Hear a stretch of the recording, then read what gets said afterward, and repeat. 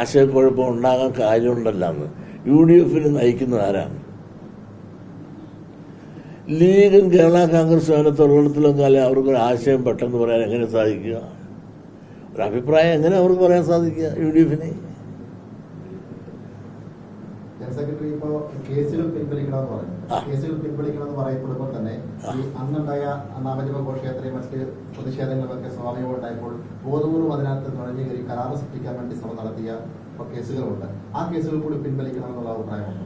അത് നോക്കുക, അതിന്റെ മെറിറ്റ് നോക്കിയിട്ട് അതിന്റെ ഒക്കെ ചെറിയ ചെറിയ കേസുകളൊക്കെ കുറെ എണ്ണം കാണുള്ളൂ. പക്ഷെ നിരപരാധികൾ ഒരുപാട് പേര് അതിനകത്ത് ക്രൂശിക്കപ്പെട്ടു പോയിട്ടുണ്ട്.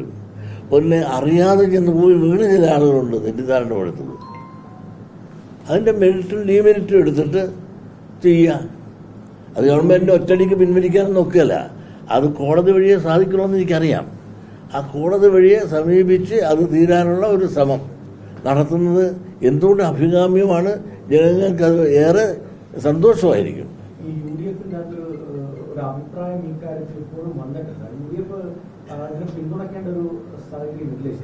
സാഹചര്യം കൊണ്ട് പറയാനൊക്കത്തില്ലപ്പോൾ.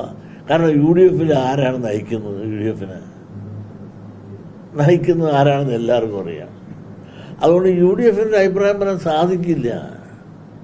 അതുകൊണ്ട് UDF ഒരു അഭിപ്രായം പറയുന്നിടത്ത് കേൾക്കുന്നിടത്തും ഒരു പ്രസക്തിയില്ല. ഇന്നലെ പ്രസിഡന്റ് ദേവസ്വം ബോർഡ് പ്രസിഡന്റ് കണിച്ചുകുളങ്ങരയിലും NSSലും ഒക്കെ വന്നു.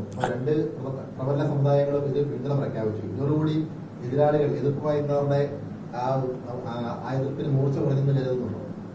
അതെനിക്കറിയില്ല. കാരണം ഒരു കാര്യമുണ്ട്, SNDPക്കാരും NSSകാരും മാത്രമല്ല, അല്ലാത്തവരും എല്ലാവരും ചേർന്നപ്പോൾ ബാക്കി ഇതൊന്നും അല്ലാത്ത ആളുകളും നിഷ്പക്ഷമതികളുമായ ആളുകളും എല്ലാം തന്നെ ഈ സംഗമം ചേരുകയും മാത്രമല്ല ഒരുപാട് ഡെവലപ്മെൻറ്റ്, റെയിൽവേ വരുന്നു, എയർപോർട്ട് വരുന്നു. ഇങ്ങനെ ഇത് വലിയൊരു വളർച്ചയുടെ ഉയർച്ചയിലേക്ക് വരുന്ന ഈ സംഭവത്തിന് വരുമ്പോൾ പഴമറം കൊണ്ട് എടുക്കാൻ ശ്രമിക്കുന്ന ആരായാലും ഒരു വിഡ്ഢികളാണെന്നുള്ള തോന്നൽ ജനങ്ങൾക്കെല്ലാം ഉണ്ട്.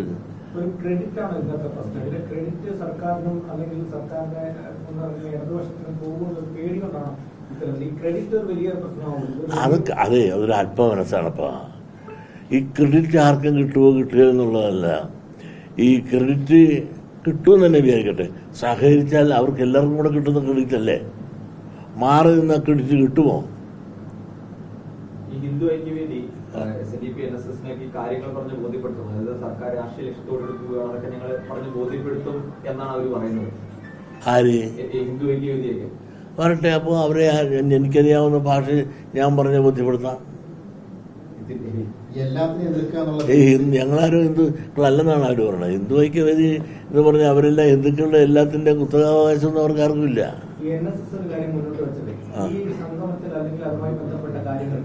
രാഷ്ട്രീയം പാടില്ല, അതൊരു ഉപാധിയോടുള്ള പിന്തുണയാണ്. അതായത് ഇതൊരു രാഷ്ട്രീയവൽക്കരിക്കരുത് എന്നുള്ളൊരു അഭിപ്രായം NSSനുണ്ട്. അപ്പൊ അത് ഒരു നല്ല അഭിപ്രായമാണോ? അതൊരു അഭിപ്രായമാണ്. ഈ രാഷ്ട്രീയമില്ലാതെ രാഷ്ട്രമില്ല. ഈ രാഷ്ട്രം ഉണ്ടാകണമെങ്കിൽ രാഷ്ട്രീയക്കാരെല്ലാം കൂടെ ചേർന്നതാണ് രാഷ്ട്രീയം, ഭരണവും. പക്ഷെ ഇത് രാഷ്ട്രീയ ലക്ഷ്യം പാടില്ല എന്ന് പറഞ്ഞാൽ നമുക്ക് മാറാം, മനസ്സിലാകാം. അദ്ദേഹം ഉദ്ദേശിച്ചതായിരിക്കും രാഷ്ട്രീയ ലക്ഷ്യത്തോടുകൂടി പാടില്ല എന്നത്. ഏതാ പ്രതിപക്ഷ നേതാവ് കൊച്ചിയിൽ വിവിധ പരിപാടികളിൽ ആഘോഷങ്ങളിൽ പങ്കെടുക്കുന്നുണ്ട്. നേരത്തെ സെക്രട്ടറിയും ചില ആശയപരമായിട്ടുള്ള വാർത്ത നമുക്കുണ്ടായിരുന്നു. മഞ്ഞുരുക്കിയോ അവിടെ എവിടെയാണ് പ്രതിപക്ഷ നേതാവായിട്ട് നേരത്തെ വാഗ്വാദങ്ങളൊക്കെ ഉണ്ടായിരുന്നല്ലോ, വാക്പോരുകളൊക്കെ ഉണ്ടായിട്ടുണ്ടായിരുന്നല്ലോ ആരുമായിട്ട്? പ്രതിപക്ഷ നേതാവായിട്ട് ഇപ്പോ അദ്ദേഹം പരിപാടിയിൽ പങ്കെടുക്കുന്നുണ്ട്. മഞ്ഞുരുക്കിയെന്ന് ചോദിക്കുകയാണ്. ഏതിൽ പങ്കെടുക്കുന്നു? അല്ല, അത് രണ്ട് പരിപാടി എറണാകുളത്തുണ്ട്, അദ്ദേഹത്തിന് നിയോജകമണ്ഡലത്തുണ്ട്. ഞങ്ങളാളെ ക്ഷണിച്ചു. ഒരു പ്രതിപക്ഷ നേതാവ് എന്ന നിലയിൽ, മറ്റിടത്ത് MLA എന്ന നിലയിൽ അദ്ദേഹത്തെ ക്ഷണിച്ചു. അദ്ദേഹം വരുന്നു പോകുന്നു. ഇതിലൊക്കെ വരുന്നതും പോകുന്നതും മഞ്ഞുരുകുന്നതും മഞ്ഞ് കൂട്ടുന്നതുമായിട്ട് ബന്ധമില്ല. അത് പ്രതിപക്ഷ അത് ആ ഒരു സ്ഥാനത്ത് ഇരിക്കുന്ന ഒരാളെന്ന നിലയിൽ നമ്മൾ ക്ഷണിക്കുന്നു, വരുന്നു, പോകുന്നു എന്ന് മാത്രമേ ഉള്ളൂ. എല്ലാ കാര്യങ്ങളോടുള്ള എതിർപ്പ് പ്രകടിപ്പിക്കാനുള്ള ഒരു വിഭാഗത്തിന്റെ ഭാഗമാണോ ഇതിനോട്, അതായത് അയ്യപ്പ സംഘത്തോട് എതിർപ്പ് പ്രകടിപ്പിക്കുന്നത്? എല്ലാത്തിനെയും എതിർക്കാം. അല്ല, പുള്ളി എല്ലാത്തിനോടും എതിർപ്പ് പ്രകടിപ്പിച്ച് പുള്ളി എല്ലാത്തിനും ഉപരിയാണ് എന്ന് ഭാവിക്കുന്നതാണ്. അത് പുള്ളി മനസ്സിലാക്കുന്നില്ല. എന്ത് ചെയ്യാനൊക്കും? നമ്മളൊരുപാട് പ്രതിപക്ഷ നേതാക്കന്മാരെ ഈ രാജ്യത്ത് കണ്ടിട്ടുണ്ട്. പുള്ളി ഇപ്പോഴേ മുഖ്യമന്ത്രിയാകാനുള്ള റിഹേഴ്സലാണ് നടത്തിക്കൊണ്ടിരിക്കുമെന്ന് എനിക്ക് തോന്നുന്നു. അതല്ലെങ്കിൽ ഇതുപോലുള്ള ഒരു ഒരു സ്റ്റാൻഡേർഡ് രീതിയിലുള്ളൊരു സമീപനവും പിന്നെ അതുപോലെ സംസാരവും പുള്ളിക്ക് ഇതിൽ കാണുന്നില്ല. പുതിയൊരു വാർത്ത വരുന്നുണ്ട്. ജലദിനാഘോഷം OBC മോർച്ചയെ ഏൽപ്പിച്ചതുമായി ബന്ധപ്പെട്ടുകൊണ്ട് BJPക്കകത്ത് തർക്കമുണ്ടായി എന്ന് ബാബുലയൻ സംസ്ഥാനം രാജിവെച്ചു എന്നൊക്കെ പറഞ്ഞ വാർത്തകൾ വരുന്നുണ്ട്.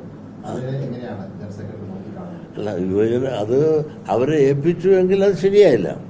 BJPയുടെ ആ കാഴ്ചപ്പാട് ഒരിക്കലും, കാരണം ചതയ ദിനാഘോഷം അവരുടെ BJPയുടെ പോഷക സംഘടനയായ ഈ മോർച്ചയാണ്, OBC മോർച്ചയെ ഏൽപ്പിച്ചുവെങ്കിൽ അത് അങ്ങേയറ്റം മോശമായിപ്പോയി, അങ്ങേയറ്റം പ്രതിഷേധാർഹവുമാണ്. സതീശനൊപ്പം അടുത്ത മുഖ്യമന്ത്രിയാകാനുള്ള യോഗ്യതയില്ലെന്നാണോ പറഞ്ഞത്? യോഗ്യത എല്ലാവർക്കും, നിങ്ങൾക്കും എനിക്കൊക്കെ ഉണ്ടെന്ന്, യോഗ്യത ഉണ്ടെന്നാണ് എല്ലാവർക്കും യോഗ്യതയുണ്ട്. പക്ഷെ യോഗ്യത ഉണ്ടെന്ന് നമ്മൾ ഭാവിച്ചാൽ പോരല്ല. നമ്മളെ ഞാനുള്ള യോഗ്യതയ്ക്ക് തിരഞ്ഞെടുക്കുന്ന ആരാണ്? ജനമല്ലേ.